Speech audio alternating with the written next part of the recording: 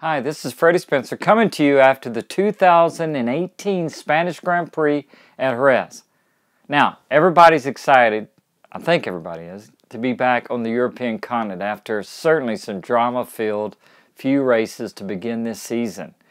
Now, hopefully we're moving on from that and we're going to now get out to business and see what's going to be happening beginning this past weekend in the World Championship, and kind of things settling down and we can see better what riders are going to be tough for the entire season, certainly how the equipment is performing over a different variety of races and certainly in different conditions.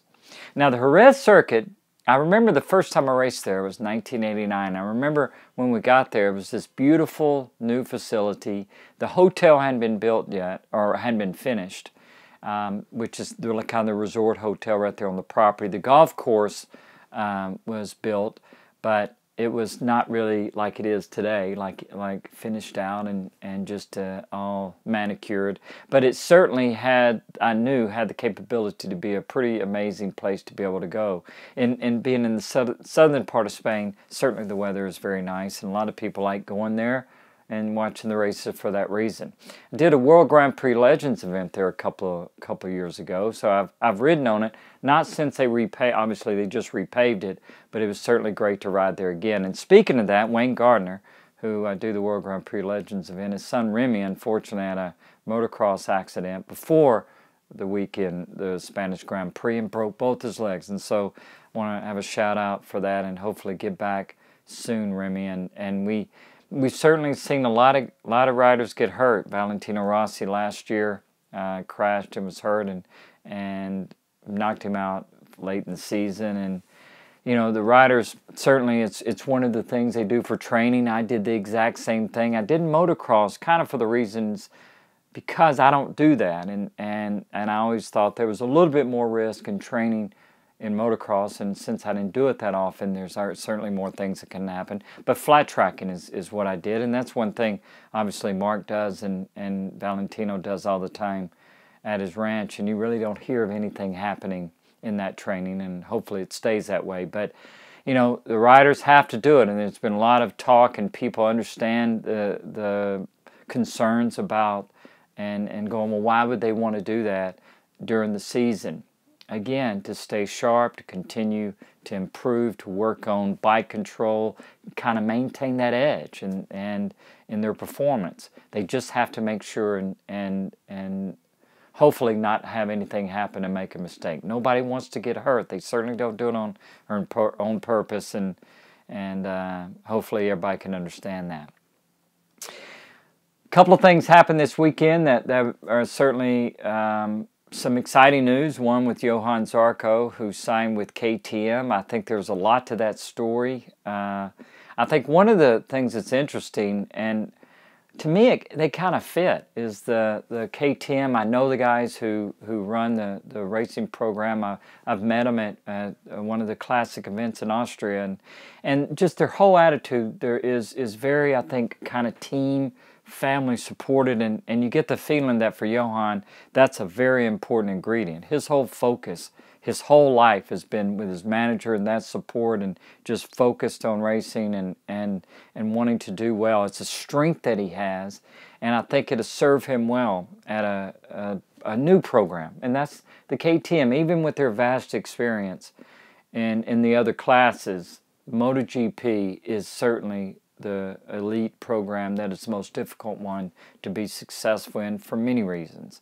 It takes a lot of money, it also takes a lot of engineering, and it takes a lot of talented people, certainly off the track with engineers, but it takes that special rider to have the success, to obviously win the World Championship one day, but just to win a race, and because that's not easy. And so I think it's going to be a perfect fit. I think also, as the manager of Johann said, there seems to be some friction, you know, there with Valentino and the factory effort and with Johann, and some that's probably as much as anything the success that Johann has done riding the last year's bike, and also you know, this year he's on the 17 bike.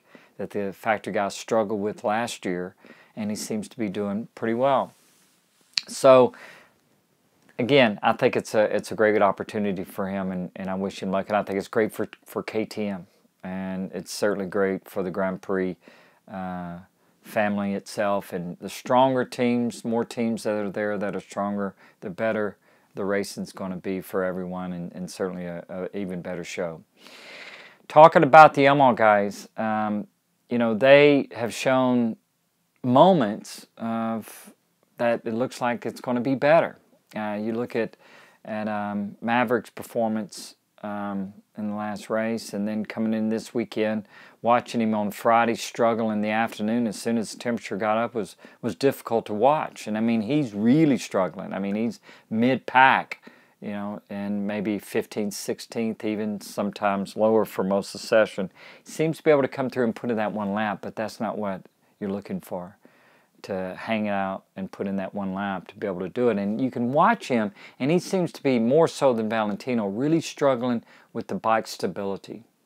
Don't know if maybe that's a sign of the electronic setup that he's running, or it may be even suspension-wise, trying to get some feel in the bike, and so he's got it soft and trying to get it to where he can have a better contact patch, better confidence in where the grip level is, and be able to react to it better. But hopefully they'll get that worked out, because it looks like they're pretty discouraged, and there's certainly things that they need to work on.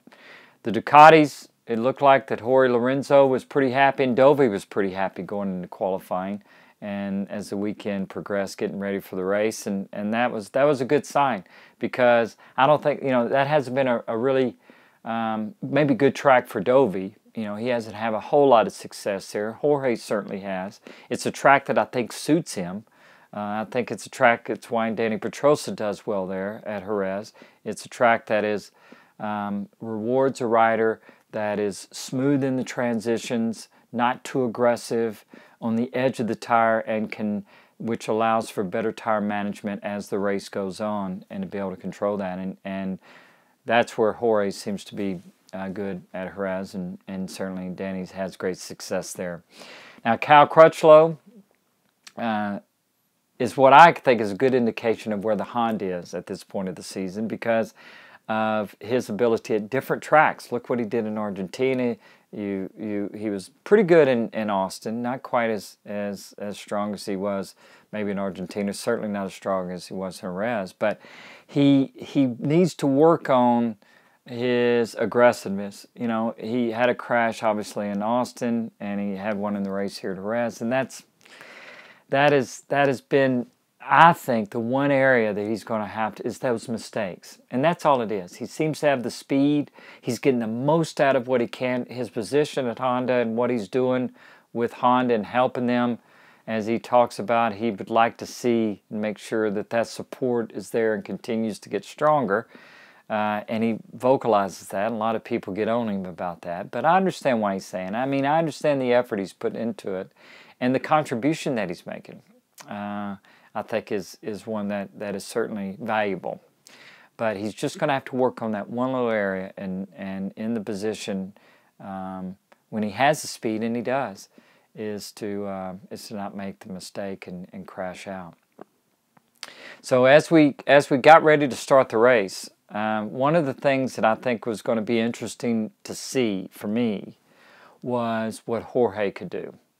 He seemed confident. He knows that he's got to start doing something, and to show that he deserves to be on the Ducati team, and much less the fact of how much money they might reduce his fee for next season. So at the start of the race, he did exactly what I thought he was going to do, and that was jump out front and try to, maybe not so much get away, but control the pace a little bit. But Mark came through and was able to get up front and start to pull away. Dovi did what he does so well, which is, you know, he qualifies mid in the top 10s, maybe, you know, 3-4 right there, and he's just continuing that that great management of getting the most out of practice and qualifying, getting the bike in position to where as the race goes on, he gets stronger and stronger. And that's really, really a professional management style that I like. Professional management style, racing management style, race management style that I like, because it rewards the rider's efforts, and you build as the race goes along, or the weekend goes along, and so you build as the race goes along, and you get stronger toward the end of the race. Remember this, unless you can get out front and just pull away, and then control the pace and make everyone catch you, the second, or I like to say plan B for me always, was to maintain in the beginning and get through, because that's when most mistakes are made and everyone settles down, and then everyone gets in kind of a consistent pace. And then if you get stronger, the stronger usually is only just maintaining. If you maintain that pace, you don't have to really push any harder and take any more risk, and that's where Dovi is really doing a great job. And so as the race went on, Mark was out front, two Ducatis, and Danny Pedrosa was right there battling for second and third, or you say and fourth, but basically battling for the podium. Mark looked like he had it under control. Before I talk about the race in a minute, I want to talk about Danny. You know, Danny Pedrosa, that result that he put in Austin was actually very amazing. And he obviously is a warrior. You know, he's not called, samurai for nothing. But I think it's also an indication of exactly what I've talked about so many times about the way that he rides the motorcycle. Because of his size, because of he's not, big, he's strong. Yes, I think he is strong. But he doesn't use those qualities. He doesn't have the size or the power so much to be able to muscle the bike around and manipulate it. And so he's able to use the bike's inertia, the bike's movement, anticipating the movement, change of direction to be able to get the bike in the right position and utilize that to get it around the track. And so when he does have an injury like he has, he's able to work around it. That's what he does every lap of every corner. And so he's not having to overgrip or depending on that. Now, certainly the pain was there and all of that, and that's a strength that he has. That's that intestinal fortitude that is able to, and his discipline, his mental strength, his mental discipline, that he can work through it. But it's his technique that allows him to really be able to still perform, and as he was on Sunday, be battling for second position late into the race, even with that injury. Now let's talk about what happened. That whole thing you could see coming, the incident, because of the frustration that you could see Dovi was starting to have as Mark was inching away that couple of tenths a lap. He knew that if he had any chance of possibly winning the race, he needed to get around Jorge. Jorge, because of his entry speed, not so much his deep braking, but because of his entry speed, he carries speed. And he also gets that dramatic direction change in the middle, gets on the throttle, gets off the corner because he picks up the throttle very early. All of that was interfering with Dovi's ability to get in position to be able to make a pass on the brakes. At the end of the back straightaway was where he had tried it the lap before this happened. So you could see coming onto the back straightaway, Dovi's bike starting to move around. He was trying to be close enough. Both bikes are both on the same bike, so he's not going to overpower Jorge's. But he wanted to be able to get close enough next to him so he could outbrake him, because Dovi is very good on the brakes. Now, the concern that you have when you are the one trying to do that is you want to make the pass, but you don't want to get by him, which allows him to be able to square the corner off, and you certainly don't want to take him out. You wouldn't want to take out your teammate. That's the team's #1 rule. So you could see it, like I said, coming, and I could almost feel that frustration coming through the screen. And so here we go. They go into the corner in the back straightaway, and Jorge, paying attention like he was, he moved up a little bit. He knew that Dovi was going to run wide. They run wide. He backs off, does what he should do, which is he's going to square it up and try to get back under him. Danny is coming through, and in holding his line. He didn't run wide. He's off the side of the bike. People are saying, well, maybe because he's off the side of the bike, he didn't see Jorge. No, it's not so much that. It's just he's on the line. I mean, Danny was on the line that he should have been. Jorge was wide, not because he ran wide, but because he was run a little bit wide because Dovi, tried to make the pass, which is understandable because he wants to get by to try to run down Mark or not let Mark get away. So here we have the situation, and that was basically what happened. And Jorge, of course, tried to square it up. He got connected, just bad, unfortunate positioning that Danny happened to be there when Jorge did that.